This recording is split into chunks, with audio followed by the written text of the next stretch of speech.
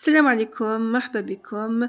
اليوم بإذن الله جبت لكم واحد الوصفة سهلة وسريعة توجد لكم في 30 دقيقة فقط.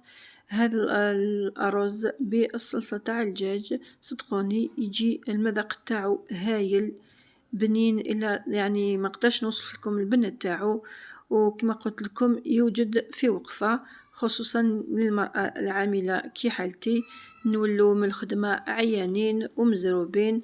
الو نحوسو غير على الوصفة اللي تكون سهلة وسريعة، لذلك فكرت في هذا الرز وقلت هذا هو اللي يسلكني. الو هنا عندي كمية من الرز غسلتها، هنا قستها بهذا الكاس تاع وليد.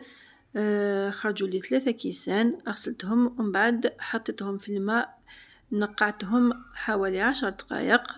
وهنا رحت جبت القدرة، حطيت فيها ملعقة كبيرة من الزبدة، وضفت عليها كاس من الشعرية ولا لا فيرميسيل. حطيت هذا لا فيرميسيل حتى تتقلى ويتغير اللون تاعها إلى لون ذهبي. هنا حمرتها مليح. ومن بعد صفيت هذاك الرز من الماء تاعو وضفته على الشعيرية تاعي، ونخليه ايضا يتقلى شويه في هذيك الزبده، غير باش ياخذ لي بنة تاع الزبده تاعي. بعد راح نحط عليه كميه صغيره فقط من الملح، ما نكثرش الملح لاني راح يعني نطيبه بالماء قيس قيس، دوك تفهموا. اذا حطيت نصف ملعقه صغيره من الملح، راح نضيف ايضا نصف ملعقه صغيره من الكركم، هذا فقط. راح نحرك قليلا ومن بعد هنا راح نجيب الماء نمرق. هنا الفيديو فقط يعني صار لي مشكل في المونتاج، بما اني حطيت 3 كيسان تاع رز راح نحط 6 كيسان تاع الماء. كما قلت لكم كل كاس يقابلو 2 كيسان تاع الماء. اذا حطيت هنا 6 كيسان تاع الماء وراح نغطي على القدرة تاعي غير تبدا تغلي.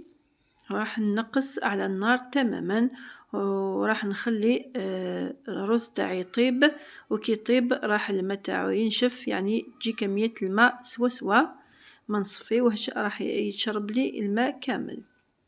اذا خليت الرز تاعي يطيب، وفي مقلة جبت هنا ايضا ملعقة من الزبدة وحطيت بصلة كبيرة ولا متوسطة الحجم، حطيتها تتقلى مع 2 فصوص تاع الثوم.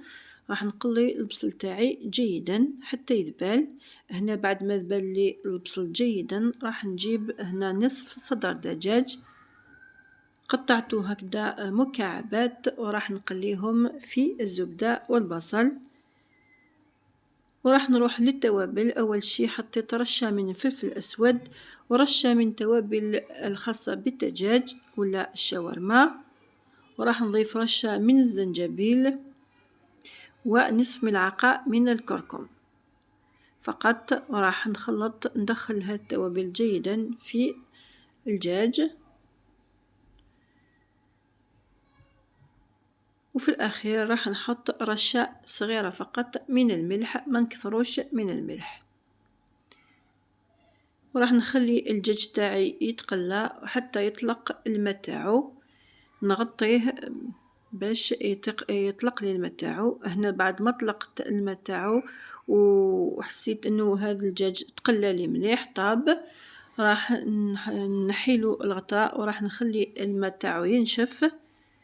وهنا كما راكم تشوفوا الرز تاعي طاب، كما قلت لكم الماء تاعو نشف، جاني سوا سوا فقط. طاب الرز حبة بحبة كما راكم تشوفوا راه يتزربع، وهكذا الرز تاعي واجد، والدجاج ايضا تاعي راهو طايب والماء نشف منه. وفي الاخير راح نجيب هنا كمية من لا كريم فريش ولا لا كريم ليكيد تكون خفيفة، راح نحط حوالي كاس من هذا الكريمة نضيفها على الدجاج تاعي، وراح نخليها تتقلى لي يا ربي 2 دقائق ونطفي عليها، يعني ما نطولهاش حتى تنشف. هنا فقط راح ندخل هذه الكريمة في الدجاج، بعد راح نغطي ونخليها يا ربي 2 دقائق ونطفي عليها. وبهذا الشكل ولا بهذه الطريقة في هذا الوقت الوجيز يكون يعني الطبق تاعنا واجد كما راكم تشوفوا هنا. قدمته بهذه الطريقة، حطيت الرز على شكل هكذا، حطيته في بول وحطيته هنا في طبق التقديم عفوا، وحطيت عليه هذه الصلصة. وصدقوني قد ما نشكر فيه يعني قليل، صدقوني انه الذوق تاعو جا هايل. نتمنى انكم تجربوه بهذه الطريقة، انا متأكدة انه راح ينال اعجابكم. وصلنا اذن الى ختام هذا الفيديو، نقولكم الى اللقاء في فيديو اخر ان شاء الله. سلام.